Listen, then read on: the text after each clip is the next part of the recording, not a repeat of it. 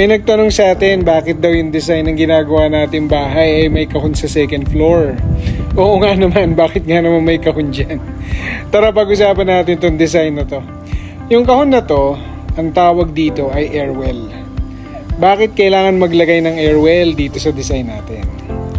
Kung mapapansin nyo, dalawang sides ng design natin ay naka-firewall.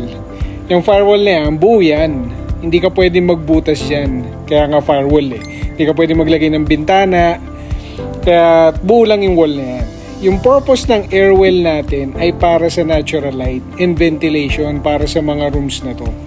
Kung mapapansin mo, itong rooms na to dito sa second floor, especially itong room na to, wala talagang pwedeng ilagay na bintana. Kasi both sides, naka-firewall na siya. So, paano magkakaroon ng ventilation, di ba? Paano ka magkakaroon ng hangin dyan sa room na yan kung wala ka talagang butas? So, isa yan sa mga reasons kung bakit naglagay tayo dito ng airwell. Especially, dito sa second floor na to, lalagyan natin to ng aircon eh. So, yung airwell na yan, hindi lang yan for ventilation, hindi lang yan for natural light.